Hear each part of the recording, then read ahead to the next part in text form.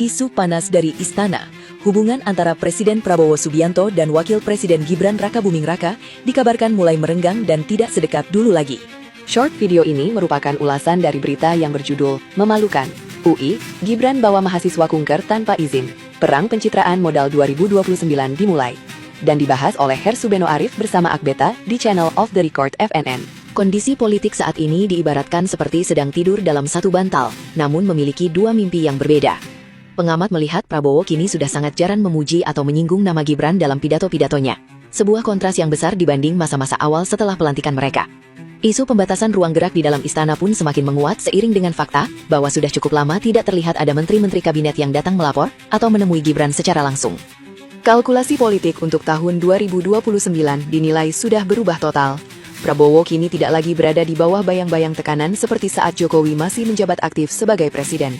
Keadaan ini membuat peluang Gibran untuk kembali dipasangkan atau diusung oleh koalisi besar di masa depan diprediksi akan semakin menipis. Keduanya kini dianggap sedang berpacu dengan strategi masing-masing di atas panggung kekuasaan. Apakah menurut kalian hubungan Prabowo dan Gibran memang sedang mengalami keretakan? Gibran curi start. Baru juga menjabat, Wakil Presiden Gibran Rakabuming Raka kedapatan sudah gencar melakukan investasi politik besar-besaran demi mengamankan tiket menuju Pilpres tahun 2029 nanti. Short video ini merupakan ulasan dari berita yang berjudul Memalukan. UI, Gibran bawa mahasiswa kunker tanpa izin. Perang pencitraan modal 2029 dimulai. Dan dibahas oleh Hersubeno Arif bersama Akbeta di channel Off the Record FNN. Belakangan ini, pergerakan politik Gibran dinilai sangat agresif dalam mendekati anak muda.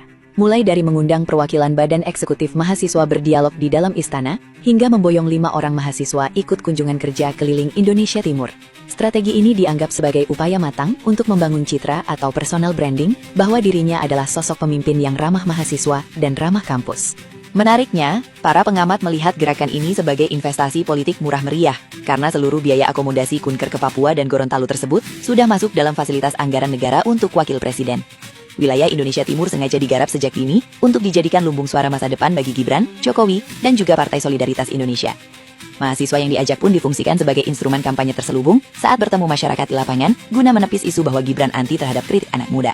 Menurut kalian, apakah strategi merangkul mahasiswa ini efektif untuk modal Gibran di tahun 2029? Tulis pendapat kalian di kolom komentar, lalu klik share, like, dan subscribe channel ini sekarang juga.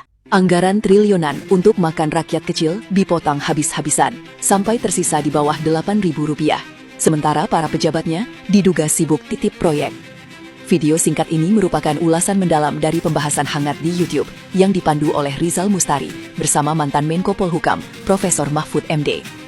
Gelombang demonstrasi mahasiswa di Makassar hingga Surabaya kini bergerak masif bak bola salju akibat karut-marutnya tata kelola program makan bergizi gratis atau MBG. Di lapangan, situasi makin panas karena adanya benturan massa pengkritik dengan kelompok bentukan pendukung pemerintah.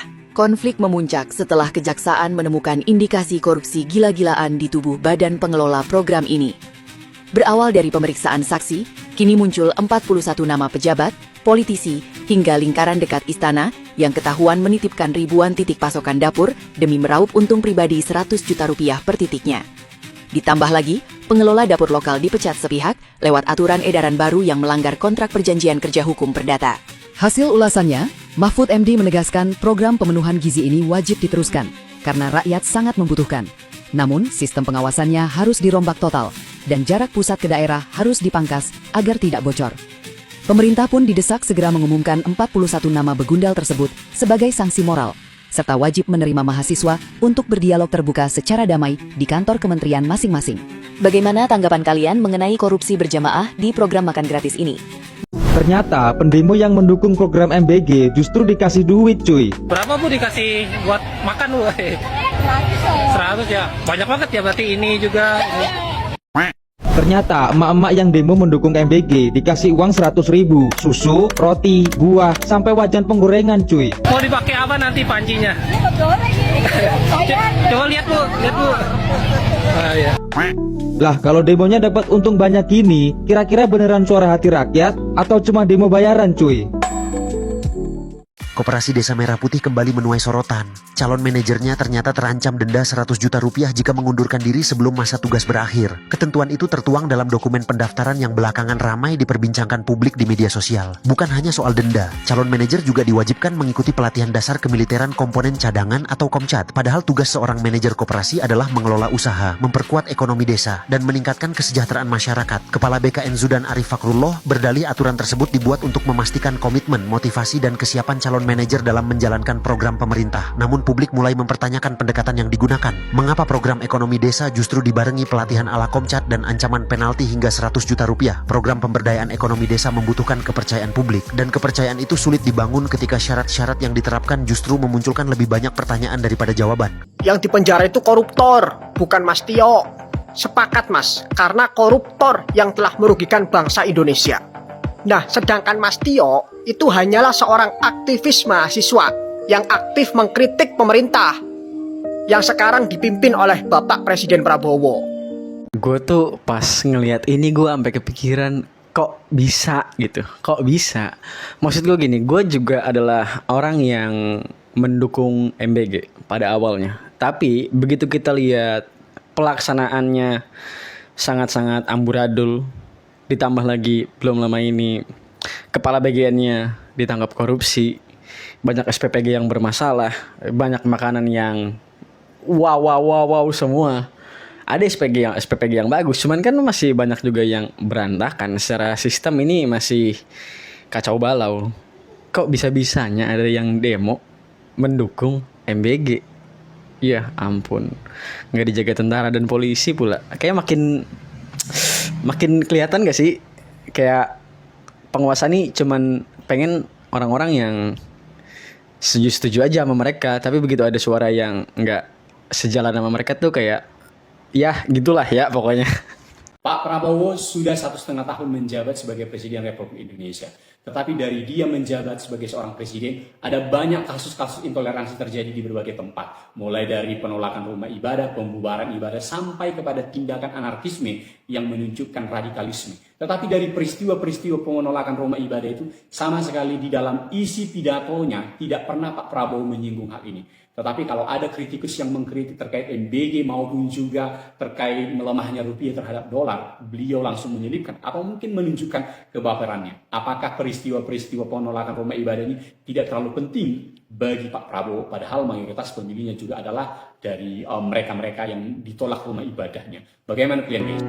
Sebagai masyarakat, jujur saya tidak setuju terhadap pemberhentian Kepala Badan Gizi Nasional Pak Dadan Hindayana. Ini cukup mengecewakan ya, karena sejatinya seharusnya Pak Dadan Hindayana dari awal nggak usah dilantik jadi Kepala Badan Gizi Nasional.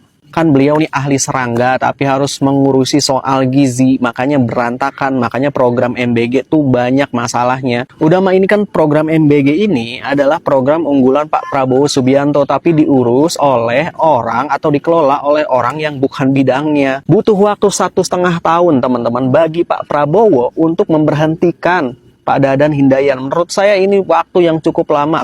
Tetapi faktanya teman-teman, ternyata Pak Dadan Hindayana ini diangkat sebagai Kepala Badan Gizi Nasional itu oleh Pak Joko Widodo di tahun 2024. Jadi saya cukup mengerti kenapa waktunya pemberhentiannya cukup agak lama ya, sampai 1,5 tahun. Dugaan korupsi program makan bergizi gratis di Cilacap makin panas nih. Jadi setelah ditemukan seratusan titik satuan pelayanan pemenuhan gizi atau SPPG yang diduga fiktif, Komisi 9 DPR RI tegas minta kasus ini diusut tuntas karena curiga ada keterlibatan pihak lain. Gimana enggak? Karena Pemkab Cilacap nemuin sekitar 100 titik SPPG yang ternyata nggak ada bangunan fisiknya sama sekali. Yang bikin geleng-geleng kepala, beberapa titik ini ada misalnya di tengah hutan, sawah, sampai area pemakaman. Nah, temuan Zong ini memperkuat dugaan adanya praktik jual beli titik SPPG fiktif, dan Wakil Ketua Komisi 9 DPR Charles Honoris menilai permainan skala besar kayak gini nih nggak mungkin cuma dilakuin selama 3 tersangka yang sudah ditahan Kejaksaan Agung. Makanya Komisi 9 mendesak aparat penegak hukum untuk ngebongkar semua pihak yang terlibat, baik dari internal maupun eksternal Badan Gizi Nasional. Bukan karena orang kuat, akhirnya terbongkar alasan resmi Kejaksaan bebaskan Roy Suryo. Sobat, short video ini merupakan ulasan tajam dari berita di kanal Hersubeno Point yang berjudul Termul Ngamuk. Tuding Prabowo intervensi bebaskan Roy dan Tifa. Desak angkat Roy Suryo jadi menteri. Analisis panas ini dibahas langsung oleh jurnalis senior Hersubeno Arif.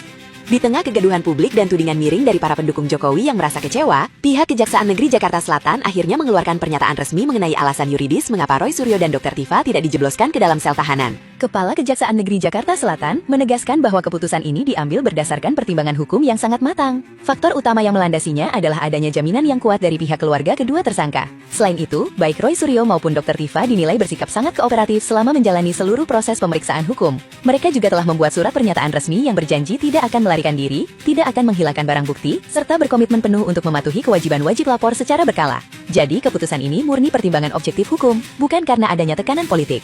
Nah, kalau menurut kalian, apakah alasan yang dibeberkan oleh pihak kejaksaan ini sudah cukup transparan dan masuk akal? Tulis opini kalian di kolom komentar sekarang. Jangan lupa klik like, share video ini, dan follow akun kami untuk terus mendapatkan info hukum terupdate.